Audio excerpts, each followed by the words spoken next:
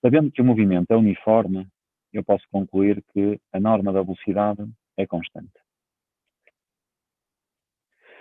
Relativamente ao facto do movimento ser circular, significa que a trajetória é uma circunferência.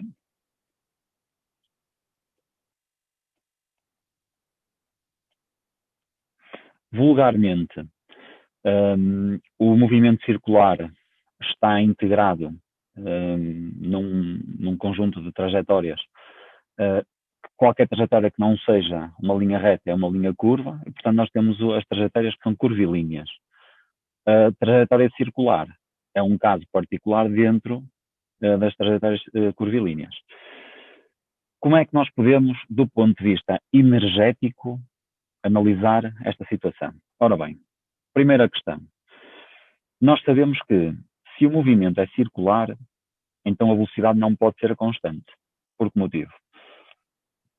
Se eu tiver a trajetória, e vamos admitir que esta é uma trajetória circular, como vocês veem, o centro da curvatura, neste caso, localiza-se aqui. Sabemos nós também que, vamos só aqui um segundo, que o pencil está a funcionar. Então, o centro da curvatura está situado na posição central. Então, temos o centro de curvatura, temos aqui o raio da curvatura, e vamos imaginar o móvel em 3 posições distintas. Nós, geralmente, por uma questão de facilidade, depois para esquematizarmos o vetor velocidade, nós colocamos sempre aqui nestas posições, não é? Mas eu vou colocar aqui numa posição, pode ser exatamente aqui. Ok? Vamos supor que este móvel se move no sentido dos ponteiros de relógio.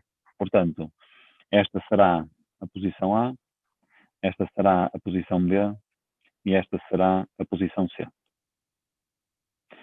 Se eu representar o vetor velocidade nas 3 posições, então esta é a velocidade quando ele passa em A, aqui teremos a velocidade quando passa em B e, finalmente, teremos aqui a velocidade quando o corpo está a passar em C. Reparem, as normas são sempre iguais. Por outro lado, a direção está variada. Ora, a velocidade, tal como a aceleração, ou o deslocamento, ou a força, são grandezas vetoriais, que se caracterizam não só pelo seu valor e respeito à unidade, mas também pela direção, pelo sentido e pelo ponto de aplicação. Ora, a direção está a mudar de posição para posição. Portanto, a velocidade em A é diferente da velocidade em B, que é diferente da velocidade em C. Mas a norma da velocidade em A é igual à norma da velocidade em B, que é igual à norma da velocidade em C. Como vocês sabem, a norma é o equivalente ao módulo, só que nós usamos um módulo para os números reais e usamos normas para vetores. Há aqui outra consequência. Nós já tínhamos visto que, do ponto de vista dinâmico, é necessário aplicar uma força sobre um corpo para que a sua velocidade se altere. Isto é, se nós temos a velocidade a variar, tem que existir uma força que seja responsável pela variação da velocidade, mas não pode ser uma força qualquer.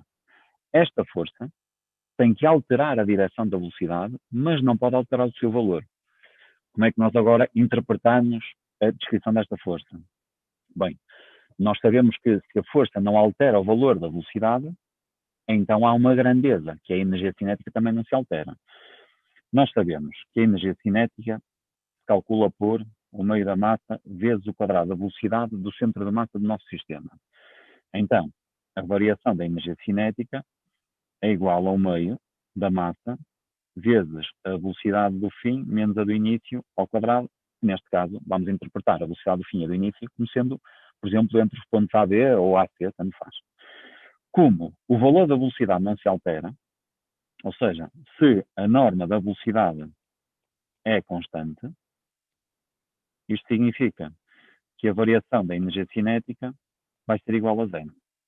Ora, esta é a primeira conclusão. Se não varia o valor da velocidade, não se altera a energia cinética. E depois havia aqui outra consequência, que já vem da física do 10º ano, que é o conceito de trabalho de uma força. É que uma força, de facto, pode alterar a velocidade, mas ao alterar a velocidade, poderá alterar o valor da energia do corpo, pois a energia depende da velocidade. A relação entre a força e a energia é dada pelo conceito do trabalho de uma força. Okay? E o que nós sabemos é que o trabalho de uma força, neste caso, será da força resultante. Nós sabemos, se só atuar uma força, essa força é resultante. Calcula-se multiplicando o valor da força pelo valor do deslocamento, neste caso, e pelo cosseno do ângulo formado entre a direção da força e a direção do deslocamento. Ora, a direção do deslocamento, que coincide com a direção do movimento, é, em cada instante, a direção do vetor da velocidade. Então, a nossa questão será muito simples. Eu tenho que ter uma força porque a velocidade varia de direção. O corpo move-se, portanto, há deslocamento. Se o trabalho da força resultante é igual à variação da energia cinética, então o trabalho da força resultante tem que ser igual a zero. De acordo com a lei do anulamento do produto, e o trabalho é nulo, temos várias hipóteses. Ou não há força, ou não há deslocamento, ou o cosseno é nulo. De facto, nós sabemos que há deslocamento, porque está em movimento, há uma força aplicada porque a velocidade está a variar, então vamos ter que ter aqui um cosseno nulo. Nós sabemos que o cosseno é nulo para os 90 graus. Então, com estas duas conclusões, nós podemos facilmente concluir que, passa a redundância, que o cosseno do ângulo tem que ser igual a zero, e isto implica que aquele ângulo tem que ser igual a 90 graus. Portanto, a força com a direção do movimento, que coincide com a direção do vetor da velocidade, tem que fazer 90 graus. Se faz 90 graus com a direção da velocidade, e claramente, para alterar a velocidade nesta perspectiva, a força tem que estar a atuar sempre para dentro da curva. O que significa que nós vamos ter uma força que é perpendicular ao vetor de velocidade, os tais 90 graus. Reparem, a força também não é constante. A norma da força vai ser constante, mas a força também muda de direção. Okay? Esta força pode-se designar por força centrípeta, pois aponta para o centro da curva, ou por força normal. A segunda lei de Newton, que é aquela expressão elegante que nós conhecemos, que diz a força resultante por seu lado é igual à massa vezes a aceleração. Não se esqueçam que a grandeza que provoca a alteração da velocidade não é a aceleração.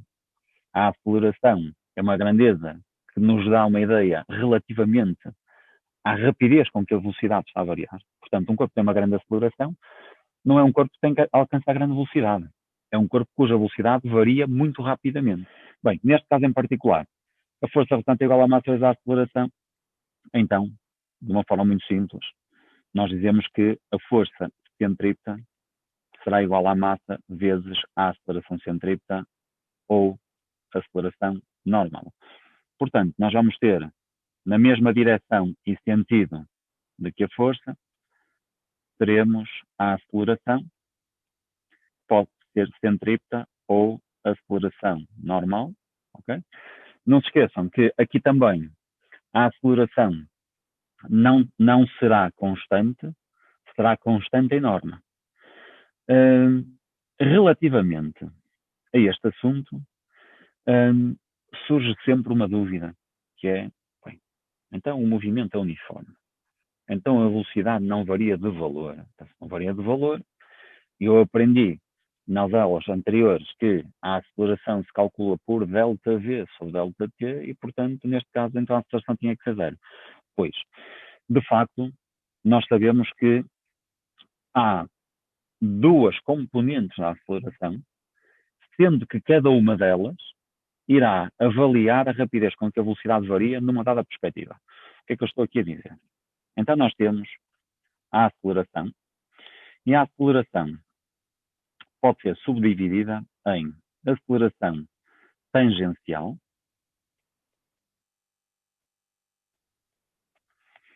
e aceleração normal. Portanto, a aceleração tangencial será a componente da aceleração que tem a mesma direção que o vetor velocidade. Reparem que ter a mesma direção que o vetor velocidade não significa que tenha o mesmo sentido. Okay? E, portanto, a aceleração tangencial será aquela que irá avaliar, ou aquela que se verifica existir, quando há variação do valor da velocidade. Quando é que varia o valor da velocidade? O valor da velocidade varia quando nós temos os movimentos variados, na acelerado ou na retardado. Portanto, a aceleração tangencial, de facto, calcula-se pela expressão em norma, a norma da aceleração tangencial, por ΔV sobre ΔT. A aceleração normal é a aceleração que existe quando há variação da direção da velocidade. O seu valor determina-se por aceleração normal igual à norma da velocidade ao quadrado a dividir pelo raio de curvatura. Portanto, sistematizando, nós temos o movimento que pode ser classificado em primeira análise quanto à forma da sua trajetória. Portanto, nós temos o movimento, quanto à forma da trajetória, pode ser classificado como movimento retilíneo e pode ser também classificado como curvilíneo. Okay? No movimento curvilíneo, pois então nós vamos ter o movimento circular, o movimento que é parabólico, nós vamos estudar, já estudamos, mas vamos voltar a estudar o movimento de satélites e por uma questão de simplicidade, nós vamos considerar que o movimento é circular. Na verdade, a maior parte dos satélites, ou pelo menos uma grande parte dos satélites, tem movimento tipo parabólico. Há também outra curva, que é a forma da hipérbole, ou ainda há a forma elíptica, que é o caso da trajetória, neste caso a órbita, dos planetas em volta do Sol. Tem órbitas que são tipicamente elípticas. Pronto. Mas, de qualquer forma, dentro do curvilíneo, temos vários tipos de curvas. No movimento retilíneo, o que eu sei é que a norma da aceleração normal, o seu valor, é igual a zero. Porquê? Porque não há variação da direção da velocidade. Agora, se eu classificar o movimento quanto à norma da velocidade, eu posso ter o movimento uniforme, pode ser acelerado e pode ser retardado. Quando nós nos referimos ao movimento variado, estamos a referir a estes dois. Portanto, dizer que o movimento é variado é quando o valor da velocidade varia. Portanto, pode ser acelerado ou retardado. No movimento uniforme, nós sabemos que a norma da velocidade é constante. No movimento acelerado, nós sabemos que a norma da velocidade aumenta. E no retardado, a norma da velocidade diminui. Pronto. O que é que eu sei aqui? Sei que se o movimento é uniforme, a norma da aceleração tangencial é igual a zero, colocar no variável valor. Se o movimento é acelerado, a aceleração tangencial será diferente de zero, assim como no movimento retardado. A aceleração tangencial também será diferente de zero. Depois vem sempre por aqui aquela associação, que sinceramente já começa a ser uma associação mítica, não é? Porque há aquela ligação em que o pessoal pensa assim, ora bem, quando a aceleração é positiva, o movimento é acelerado e quando é negativo é retardado. Ora, nós sabemos que nas grandezas tipicamente vetoriais, como é o caso da velocidade, do deslocamento, da aceleração, da força, o valor, isto é, o sinal algébrico, positivo ou negativo, só tem que ver com o sentido. Portanto, eu ter uma aceleração negativa não significa que o movimento seja retardado. Significa que a aceleração está aplicada no sentido negativo do meu referencial. Ora, a aceleração tem sempre o mesmo sentido que a força. Portanto, se a aceleração está aplicada no sentido negativo, a força também está aplicada no sentido negativo. Então, será possível um movimento ser acelerado estando a força aplicada no sentido negativo referencial? Sim. Se o objeto também se deslocar no sentido negativo. Vamos pensar nisto numa perspectiva, eu diria, energética. Se o objeto se desloca no sentido negativo do referencial e a força está aplicada no sentido negativo do referencial, então a força favorece o deslocamento. Ela vai realizar um trabalho motor. Se a força realiza um trabalho motor, está a fornecer energia ao sistema. O sistema aumenta de energia cinética, o que significa que vai deslocar-se mais rapidamente. Ou seja, o valor da velocidade irá aumentar. O valor, a norma. Se a norma da velocidade aumenta, então o movimento é acelerado. ok? Será possível eu ter uma aceleração positiva em movimento retardado? Também é possível, claro. O raciocínio é exatamente o mesmo. O que faz com que o movimento seja acelerado ou retardado não é o sinal da aceleração, é a relação entre o sentido da aceleração e da velocidade. Se as duas têm o mesmo sentido, significa que a força está a ser exercida no mesmo sentido em que o corpo se desloca. Faz aumentar a energia do corpo. Ele move-se mais rapidamente, o movimento é acelerado. Se a força é exercida no sentido contrário ao do movimento, então vai acontecer exatamente o contrário. Essa força faz diminuir a energia do corpo, o seu trabalho é um trabalho resistente e a consequência direta é que o corpo vai se deslocar mais lentamente, isto é, o seu movimento será retardado. Só mais uma particularidade. Nos movimentos retilíneos que são estudados, nós temos outra expressão que é uniformemente acelerado e uniformemente retardado. Existirá alguma diferença entre o uniformemente acelerado ou apenas acelerado? Sim, claro que sim. O conceito aqui de uniformemente acelerado significa que a variação da velocidade é feita de forma linear com o tempo. O que é que isto significa? Significa que o incremento da velocidade ocorre de valores iguais em intervalos de tempo iguais. Vamos supor que a velocidade do sistema aumenta 2 metros por segundo em cada segundo. Okay? Isso será um movimento que é uniformemente acelerado. Ora, esse incremento é exatamente o nosso conceito da aceleração, que nós agora até sabemos, que se chama aceleração tangencial. Okay? Então, a aceleração tangencial mede o incremento da velocidade. Na prática, quando a aceleração tangencial tem um módulo constante, o movimento será uniformemente acelerado quando a aceleração tem sentido de movimento, retardado quando ela tem sentido oposto ao de movimento. Pronto. Temos aqui o resumo das possibilidades todas e agora vamos à matemática do movimento circular. Na prática, se o movimento é circular e uniforme, eu posso concluir que o tempo ou o intervalo de tempo necessário para que o sistema complete uma volta será sempre o mesmo. Okay? O movimento circular uniforme será o equivalente ao movimento das pás da ventoinha quando ela já está a funcionar durante alguns minutos. Portanto, o movimento será, a pá demora mais ou menos o mesmo tempo para dar uma volta. Eu, quando digo mais ou menos, porque vai depender do facto se a ventoinha está a oscilar ou se há para ali um atrito ou uma falha mecânica qualquer, mas em condições normais será isso que vai acontecer. E nós temos dois conceitos, que são o conceito de período e o conceito de frequência. Portanto, nós sabemos do nosso dia a dia que um período é um intervalo de tempo. Não é? Temos os períodos escolares, por exemplo, o primeiro e o segundo e terceiro período. A frequência, quando num contexto de dia a dia, de cotidiano, nos coloca uma questão qualquer sobre a frequência que nós remetemos logo para o número de vezes que alguma coisa acontece.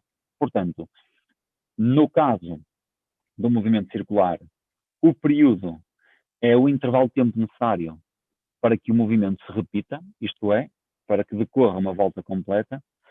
Por outro lado, a frequência estará relacionada com o número de voltas que o objeto dá. E nós temos que o número de voltas que o objeto dá na unidade do tempo, que no sistema internacional é o segundo, portanto é o número de voltas em cada segundo. Assim sendo, nós temos que o período corresponde ao intervalo de tempo para uma volta e temos a frequência como sendo o número de voltas em cada segundo. É claro que nós conseguimos rapidamente estabelecer uma relação entre estas duas grandezas, porque reparem, se o objeto faz uma volta num período, então, quantas voltas faz em um segundo? Portanto, o número de voltas em um segundo, que é a nossa frequência, vai ser calculado pelo inverso do período. Okay? Portanto, a frequência é o inverso do período. A unidade da frequência pode ser em segundo menos 1, uma vez que voltas não tem unidade, não é? Aparece também em ciclos por segundo ou no sistema internacional em Hertz. Portanto, um Hertz é um ciclo, é uma volta por segundo. O intervalo de tempo no sistema internacional vem em segundos, como é óbvio.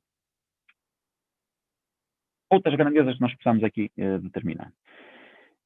Para não complicarmos, vamos supor que nós estamos a considerar um movimento ao longo desta linha. Okay? de facto, nós podemos imaginar que isto é um percurso. É claro que nós não podemos dizer, ok, isto é como o referencial cartesiano, não é? O referencial cartesiano é um referencial que é constituído por segmentos de reta, ou neste caso por retas que se interceptam na origem. Na prática, se nós imaginarmos que esta linha corresponde ao meu referencial, portanto, vamos imaginar esta linha graduada, era como se eu marcasse aqui, por exemplo, a origem, eu tinha aqui uma graduação. Se eu medir a variação da posição, a distância percorrida em cima desta linha, ok? Eu posso considerar que este comprimento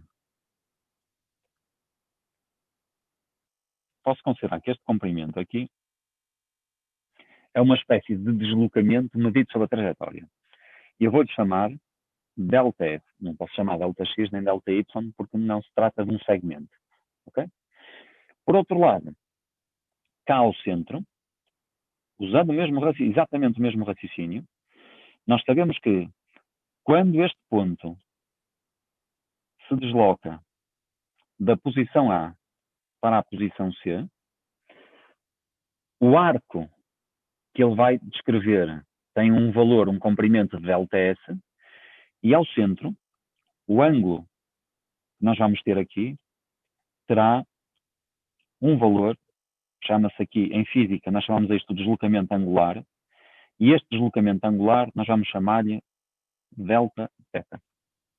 Okay? Portanto, neste caso, nós sabemos que isto são pinóides, não é? Mas não tem que ser pinóides. Isto para vos dizer que há duas novas grandezas, que é a velocidade e velocidade angular. Okay? Muitas das vezes nós chamamos a isto a velocidade linear e esta é a velocidade angular. Como é que nós determinamos o valor de cada uma delas? Em relação à velocidade linear, é exatamente aquilo que nós aprendemos logo desde o início do ano. Portanto, nós aprendemos que a velocidade linear, que era a velocidade média, havia de ser igual ao quociente entre o valor do deslocamento escalar e o intervalo de tempo. Ora, no movimento que é retilíneo uniforme, a velocidade não varia de valor, o que significa que a velocidade média é igual à velocidade instantânea. Usando o mesmo raciocínio, eu posso dizer que a velocidade, que é igual ao valor médio, há de ser igual ao quociente entre o deslocamento, que neste caso é a variação de posição sobre a trajetória, que é aquele deslocamento que é o comprimento do arco, sobre o intervalo de tempo. Ora, calcular este valor para um quarto de volta, para meia volta, para 3/4, para a volta inteira, para 10 voltas, vai dar-me sempre o mesmo resultado. Por que motivo? Ora, se o movimento é uniforme, existe proporcionalidade entre o intervalo de tempo e a variação da posição. Logo, eu posso calcular, não para um quarto de volta, mas posso calcular, por exemplo, para uma volta inteira. Se eu for calcular a distância percorrida para uma volta inteira, reparem, este comprimento, para uma volta inteira, nós já aprendemos a calcular quase quando começamos a estudar a geometria. Portanto, aquilo é o perímetro da circunferência. E, portanto, eu posso dizer que o valor da velocidade é igual a 2π, vezes o raio, e o intervalo de tempo. Para uma volta, isto é o período. Espera lá. Ter 2π raio a dividir pelo período é a mesma coisa que termos 2π raio vezes o inverso do período. Mas o inverso do período é a nossa frequência. Okay? Já tínhamos definido isso. Portanto, sabemos nós então que o valor da velocidade linear, se quiserem, é igual a 2π raio vezes a frequência. No sistema internacional, será expresso em metros por segundo. Vamos à velocidade angular. Pronto, a velocidade angular, vamos ter aqui mais algum cuidado, porque esta aqui é a grandeza, que é novidade. Esta é a novidade. O que é esta história da velocidade angular? Da mesma forma que a velocidade linear me dá a ideia da rapidez com que a posição muda, portanto, um corpo que tem uma grande velocidade não é um corpo que anda muito. É um corpo que muda rápido de posição. Da mesma forma que um corpo que tem um elevado valor de aceleração não é um corpo que tem grande velocidade. É um corpo cuja velocidade varia rápido. Ok? se nós quisermos ainda alargar mais esta definição, olha, imaginemos, por exemplo, o conceito de potência. Lembra-se que a potência era o quociente da energia e o intervalo de tempo. Portanto, um objeto de grande potência não é um objeto que gaste muita energia, é um objeto que gasta energia rápido. E, portanto, a velocidade angular, nós estamos aqui a falar de um movimento circular, se nós imaginarmos desde o ponto de partida, vamos cancelar a posição A, o que vai acontecer é que o objeto, à medida que o tempo vai passando, aqui o segmento reto, aqui na posição do objeto ao centro da curvatura, vai, de alguma forma, descrevendo um ângulo que é cada vez maior à medida que o tempo vai passando, não é? E, portanto, se eu estabelecer este ângulo medido ao centro, estabelecer a relação, o quociente entre o ângulo medido ao centro e o intervalo de tempo, então passa a ter a nossa velocidade angular. Portanto, por definição, a velocidade angular é igual a este delta θ, que nós chamamos de deslocamento angular. A deslocamento angular é a variação da posição angular, é a variação do ângulo, a dividir pelo intervalo de tempo. Reparem que na velocidade linear o quociente entre o deslocamento medido em metro, neste caso o deslocamento escalar, e o intervalo de tempo. Na velocidade angular é o deslocamento angular, que é o ângulo medido ao centro, e o intervalo de tempo. Ora, vamos seguir o mesmo raciocínio. Calcular este valor para parte de uma volta, para uma volta inteira ou para mais do que uma volta, o resultado será sempre o mesmo, pois existe uma proporção direta entre o intervalo de tempo e o ângulo descrito ao centro. Portanto, se eu for calcular para uma volta, passarei a ter o ângulo medido ao centro, que são 2π radianos, a dividir pelo período. Seguindo o mesmo raciocínio, dividir 2π pelo período é a mesma coisa que multiplicar 2π pelo inverso do período. Uma vez que o inverso do período corresponde ao valor da frequência, portanto, nós temos que a velocidade angular é igual a 2π vezes a frequência, e no sistema internacional a unidade é o radiano por segundo. E temos um novo conceito. Reparem que eu falei, cá em cima, do conceito da aceleração normal. E a aceleração normal, de facto, pode ser calculada por esta expressão, okay? Que é o quadrado da velocidade a dividir pelo raio de curvatura. Portanto, existe a aceleração normal quando a trajetória é uma linha curva e a tangencial quando a norma da velocidade varia. Na prática, se eu utilizar aquela expressão, então nós sabemos que a aceleração normal se calcula pelo quociente do quadrado do valor da velocidade sobre o raio, mas reparem, eu consigo estabelecer facilmente uma relação entre a velocidade linear e angular, porque aqui e aqui temos as diferenças, ou a única diferença, entre as duas expressões matemáticas. Portanto, na prática, se eu colocar aqui o raio e aqui o raio, eu passo a ter uma expressão igual lá de cima. Logo, eu posso concluir que a relação entre as duas grandezas, a linear e a angular, será o valor da velocidade linear que pode calcular multiplicando o raio pelo valor da velocidade angular. Se isto é verdade, então eu posso concluir que a aceleração normal se pode calcular por velocidade angular ao quadrado vezes o raio ao quadrado. Melhor ainda, eu vou retroceder para vos fazer a demonstração do desenvolvimento do quadrado. Então, se nós temos a velocidade linear ao quadrado, será igual à velocidade angular vezes o raio ao quadrado. Isto sobre o raio. A velocidade angular ao quadrado vezes o quadrado do raio sobre o raio. Portanto, nós simplificamos aqui o raio e, portanto, passamos a ter que a aceleração normal se pode calcular pelo quadrado da velocidade angular vezes o raio. Pois, qual é a expressão que nós vamos utilizar? Honestamente, aquela que nos facilita mais a vida. Se eu já conhecer o valor da velocidade linear e do raio, pois então utilizo a primeira expressão. Se eu conhecer da velocidade angular, pois então utilizo a segunda expressão. Se eu conhecer os dois valores da velocidade linear e angular, até posso ir calcular o raio, se for um dos objetivos do exercício. Ok? Na prática, o que é que eu sei então? Para o movimento ser circular uniforme, a norma da velocidade não varia, varia a sua direção. Há uma força responsável pela variação da direção. E essa força não pode ser uma força qualquer. Tem que fazer 90 graus com a direção da velocidade, que é para não alterar o valor da velocidade, só altera a sua direção. Tudo o resto são expressões matemáticas que nos permitem estudar o movimento circular uniforme de uma forma que é mais quantitativa e não só qualitativa. Okay? Vamos imaginar que nós temos o planeta e vamos imaginar o satélite a orbitar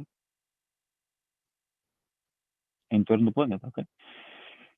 Suponham que o satélite está a passar neste ponto e, portanto, do ponto de vista dinâmico, não muda nada relativamente ao movimento circular. Nós temos uma órbita que tem um determinado raio, ok? E o raio mede entre de um centro de massa até outro centro de massa. Temos o vetor velocidade, que é um vetor que é tangente à trajetória. Temos o vetor força, que é a força centrípeta. Neste caso em particular, será a força gravítica. E temos uma aceleração, que é a aceleração centrípeta, que neste caso é a aceleração da gravidade. Atenção, que aqui surge muitas vezes um erro que é, pois então vale 10. Não. A aceleração da gravidade tem aquele valor de 10 metros por segundo quadrado, quando é junto da superfície do nosso planeta. Porque se não for junto à superfície do nosso planeta, ou se for junto à superfície de outro planeta, o valor já não é 10. Ok? Então, na prática, como é que nós agora, do ponto de vista físico, estudamos de forma mais quantitativa este movimento? Então, fazemos o seguinte. A evidência é que a nossa força gravítica tem características de força centrípeta. E é muito importante que vocês percebam que esta dedução, ou deduções que eu vou proceder agora neste momento, vocês têm que as saber fazer autonomamente. Ok? Começamos sempre por aqui. A força gravítica e a força centrípeta. Ora, de acordo com a lei da gravitação universal, a força gravítica calculou-se multiplicando a constante de gravitação universal pelo produto das massas. Eu represento a massa maior por um M maiúsculo e a menor por um M minúsculo. Tem que ser assim. Podemos chamar a massa 1, massa 2, massa A ou massa B. E depois, no denominador fica o quadrado da distância entre os centros de massa. Neste caso em particular, essa distância corresponde ao raio da órbita do satélite ao quadrado. Então, a força centrípeta será igual à massa vezes a aceleração centrípeta. Qual é o corpo que está a ser atuado pela força centrípeta? É o satélite. Portanto, ficará a massa do satélite e a aceleração centrípeta. Nós vimos que se calculava por velocidade ao quadrado sobre o raio. Ora, neste caso, a velocidade não é uma qualquer, é a velocidade do satélite que está em órbita, portanto eu ponho velocidade orbital e aqui ponho o raio orbital.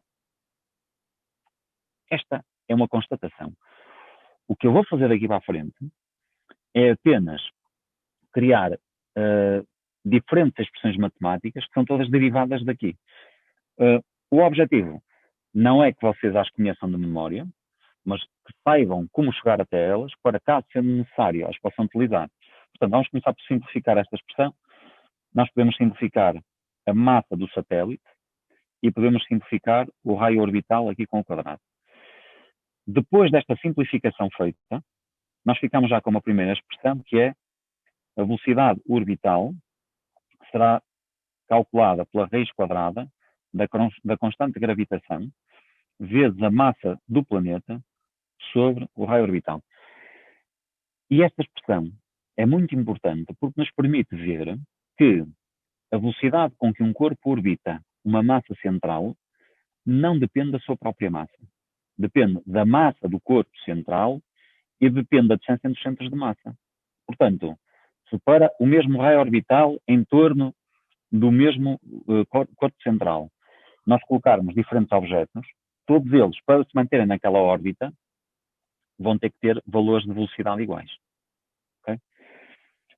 Se eu continuar a trabalhar a expressão que está escrita a preto, e se eu substituir o valor da velocidade orbital pela expressão da velocidade, que é 2π raio sobre o período, então a expressão ficará constante de gravitação vezes a massa do corpo que está ao centro sobre o raio orbital será igual a 2π vezes o raio orbital sobre o período.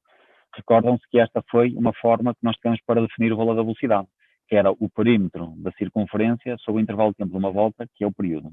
Portanto, este valor está ao quadrado. Se eu desenvolver este quadrado, ficará constante de gravitação vezes a massa do corpo central sobre o raio orbital, que será dado por 4, vezes o π quadrado, vezes o raio orbital ao quadrado, sobre o quadrado do período. Se eu colocar todas estas grandezas nos numeradores desta equação, então passamos a ter G vezes a massa do corpo central, vezes o quadrado do período, é dado por 4, vezes o período ao quadrado, sobre o raio orbital ao cubo.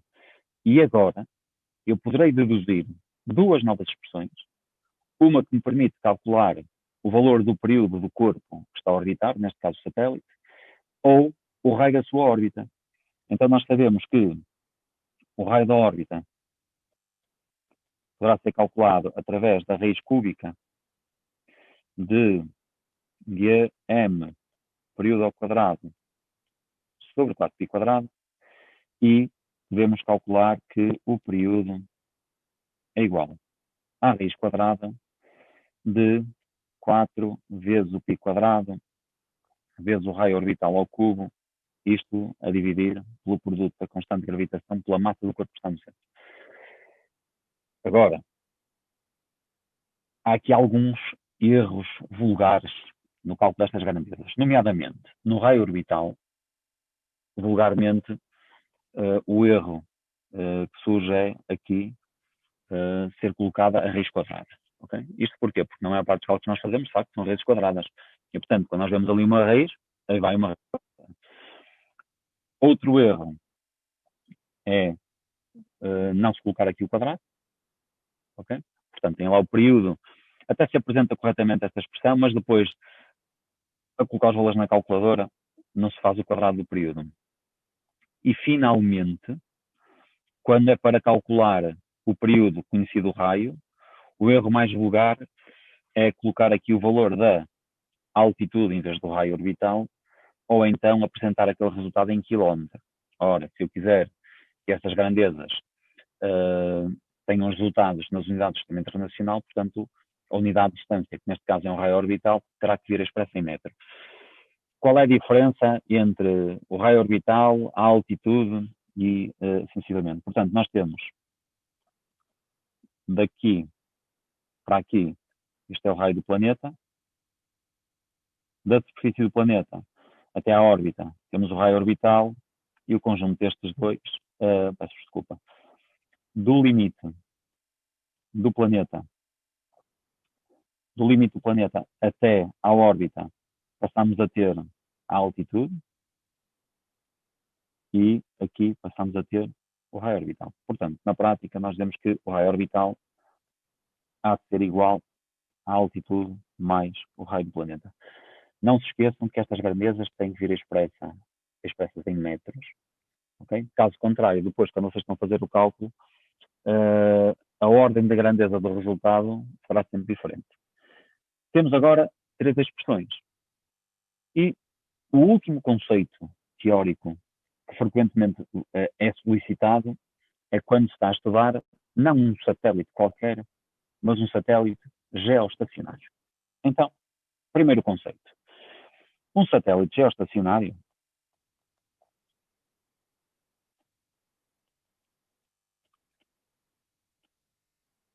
é um satélite que, na sua órbita, se mantém em repouso relativamente a um ponto da superfície do planeta Terra. Okay? Primeira questão. Se o satélite está em repouso a um ponto da superfície do planeta Terra, então significa que o satélite, durante o seu movimento, vai se posicionando sempre na mesma vertical desse ponto da superfície. Vamos imaginar o nosso planeta, para facilitar. Então nós temos o nosso planeta. Vocês sabem que o nosso planeta tem, entre outros, o movimento de rotação e o movimento de translação. Rotação em torno do seu eixo, translação em volta do centro de massa do sistema solar, que tipicamente nós fazemos coincidir com a posição do Sol. Portanto, imaginem o planeta Terra, imaginem o equador do planeta Terra. Nós sabemos que o equador é ligeiramente inclinado relativamente ao plano de translação da Terra, mas pronto, vamos imaginar assim para facilitar. Temos aqui a linha equatorial. Temos o eixo de rotação do planeta, como vocês sabem, é uma linha imaginária, não é? O eixo de rotação não existe fisicamente. Temos aqui o sentido da rotação do planeta e vamos imaginar que neste ponto nós temos o centro de massa da Terra. Ora, vamos refletir. Suponham que há um satélite aqui posicionado. Este satélite poderia ser geoestacionário? Não, não pode. Porquê? Porque a força gravítica que é exercida pela Terra sobre o satélite, e que neste caso seria uma força centrípeta, faz com que o satélite, no seu movimento orbital, o seu movimento será algo deste género. Ou seja, o que é que isto me diz? Diz-me que este satélite, ora se encontra sobre uma parte do hemisfério norte, ora se encontra sobre uma parte do hemisfério sul. Portanto, claramente não pode estar sempre por cima da mesma posição da superfície da Terra.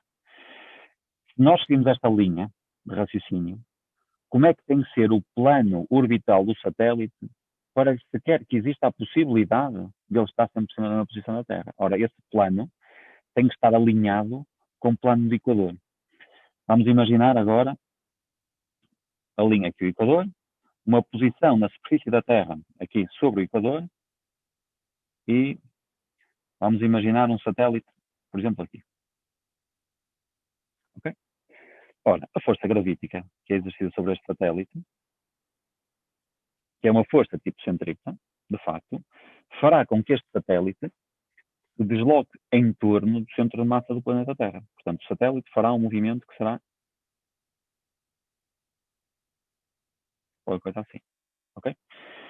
Vamos imaginar o satélite nesta posição aqui, ou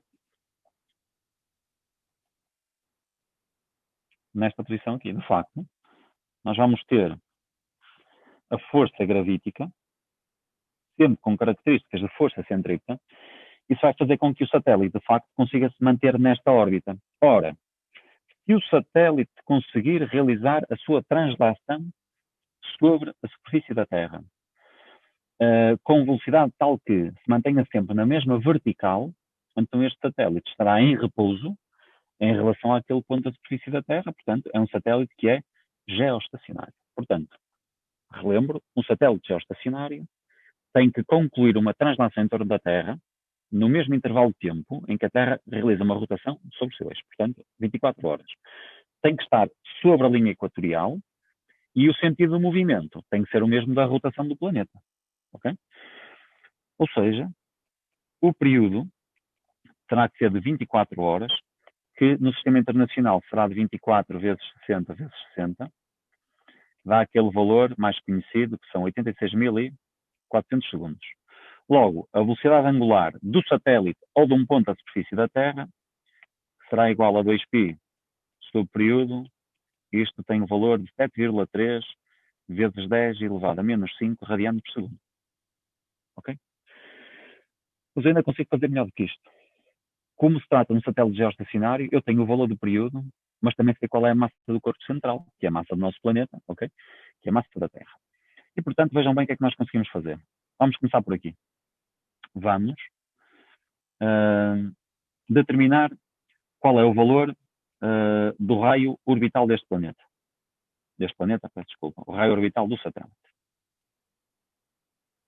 Para determinar o valor do raio orbital do satélite, nós só temos que substituir aqui pelos valores das grandezas respectivas. Portanto, teremos a constante de gravitação, que é 6,67 vezes 10 elevado a menos 11, a massa do planeta, que é 5,98 vezes 10 elevado a 24, o período, que será 86.400 segundos ao quadrado, sobre o 4π quadrado e a raiz cúbica. Portanto, nós sabemos que este valor dá próximo de 4,2 vezes 10 elevado a 7 metros. Ok? E determinei o valor. Com este valor, eu consigo ir calcular o valor da velocidade orbital. Porquê? Porque nós determinamos aqui nesta expressão que a velocidade orbital pode ser determinada por esta relação. Então, com esta relação, se eu substituir, reparem, a única coisa que nós temos que fazer é chamar a atenção para um pormenor. Aqui o valor é raiz cúbica. Okay? Ficaríamos com o 6,77 vezes 10 elevado a menos 1, vezes o valor da massa do planeta, que é o 5,98 vezes 10 elevado a 24 sobre o valor do raio que acabamos de calcular, que é o 4,2 vezes 10 elevado a 7. Portanto, este valor não é bem 4,2, é 4,20 e qualquer coisa, salvo erro 23. Portanto, este valor dará próximo de 3,07 expoente 3 metros por segundo. Honestamente, isto depende das aproximações que se façam. Se nós usamos o 4,2 ou o 4,23, ou se utilizarmos por aproximação aqui 6 expoente 24, este valor pode dar também 3,08. Mas, de facto, aqui a ordem de grandeza será, se eu arredondar às décimas, é 3,1 expoente 3 metros por segundo. Finalmente, posso calcular a altitude, okay? E a altitude de um satélite geoestacionário será a diferença entre o raio orbital e o raio do planeta Terra. Neste caso, o raio orbital será então o 4,2 vezes 10 elevado a 7, e o raio do planeta Terra é o 6,37 ou 6,4 vezes 10 elevado a 6. Portanto, isto estará aproximadamente igual a 3,6 vezes 10 elevado a 7 metros. O que é que eu consigo tirar daqui? Eu consigo saber que um satélite para ser geoestacionário está em repouso em relação a um ponto da superfície da Terra, estando ele em órbita. Tem que estar por cima da linha equatorial. Tem que estar, para ser geoestacionário, todos a esta altitude. Todos com este valor de velocidade, todos a descrever este raio. Consequência, sobre a linha do Equador, nós temos um anel formado por satélites geoestacionários. Qual será a vantagem, qual será a mais-valia? Nós temos um anel de satélites situados sobre a linha equatorial em repouso em relação à superfície da Terra. Então será para que os utilizemos como retransmissores. Essa será a sua principal função. Então, no movimento circular uniforme, eu tenho um objeto que se desloca a distâncias iguais em intervalos de tempo iguais, porque aí o movimento ser uniforme, é circular, porque durante a sua trajetória ele está sempre à mesma distância do centro de trajetória. Há uma força que é perpendicular ao vetor da velocidade e, por esse motivo, essa força não realiza trabalho. Consequência, altera a direção, mas não altera o valor da velocidade, uma vez que a energia cinética se mantém constante. Duas grandezas novas, período e frequência. O período é o intervalo de tempo de uma volta, a frequência, que se mede em hertz, ou ciclos por segundo, corresponde ao número de voltas que são dadas em cada segundo. Temos aqui a divisão do conceito de aceleração enquanto a grandeza que mede a rapidez com que a velocidade varia em duas entidades distintas, sendo que a aceleração tangencial é responsável pela alteração do valor da velocidade. Quando digo responsável, é pela avaliação dessa variação. A aceleração normal avalia a rapidez com que varia a direção da velocidade. Por outro lado, temos as grandezas cinemáticas do movimento circular, velocidade e velocidade angular, sendo que a velocidade ou velocidade linear avalia a rapidez com que a posição muda ao longo do tempo e a velocidade angular a rapidez com que varia a posição angular. Elas relacionam-se entre si. A velocidade linear corresponde ao produto da velocidade angular pelo raio, a curvatura. E, finalmente, temos então o novo conceito de aceleração, a aceleração que está associada à alteração da direção da velocidade, que é a aceleração normal, que se calcula pelo quociente entre o quadrado da velocidade linear e o raio, ou pelo produto da velocidade angular pelo raio. Já agora, o valor do sistema internacional da aceleração normal também se exprime na unidade de metros de um quadrado. Ok? É uma aceleração. No caso particular, em que a força gravítica corresponde à força centrípeta, estamos a falar do movimento de planetas em torno de uma estrela, do movimento da estrela em torno do centro da galáxia, do movimento de satélites em torno do planeta. O que acontece é que nós, através das relações numéricas, somos capazes de encontrar outras expressões que nos permitem estabelecer novas relações, nomeadamente para a velocidade, para o período e para o raio orbital. Concluímos que a velocidade orbital depende da massa do corpo que está no centro e do raio orbital, mas não depende do valor da massa do corpo que está a orbitar. Por aqui consigo perceber que, para a mesma distância em relação ao centro de massa, quanto maior é a massa do corpo que está no centro, maior terá que ser o valor da velocidade. Por outro lado, quanto maior for a distância entre os centros de massa, ou seja, se o corpo orbitar mais longe, então a sua velocidade terá que ser menor. Se eu desenvolver a expressão, consiste em substituir este valor da velocidade pela expressão 2π vezes o raio sobre o período. Então, consigo obter duas novas expressões. E percebo, por exemplo, que se o raio orbital for maior, o período orbital também é maior. Ou seja, o corpo demorará mais tempo para concluir uma rotação completa. Finalmente, temos um caso particular de satélites. Reparem, as primeiras expressões podem ser utilizadas para qualquer movimento circular. Estas expressões aqui deduzidas podem ser estudadas para qualquer movimento circular, desde que a força centrípeta seja a gravítica. E, a partir das expressões anteriores, eu agora estou a deduzir valores específicos. Um satélite é geoestacionário quando se encontra sempre na mesma vertical de um ponto da superfície da Terra, o que significa que terá que orbitar com um período de 24 horas e necessariamente sobre a linha do Equador. Ao relacionarmos com as características da constante de gravitação, do período e da massa do nosso planeta, encontramos valores para o raio, para a velocidade orbital e para a altitude. E estes valores são iguais para qualquer satélite geoestacionário.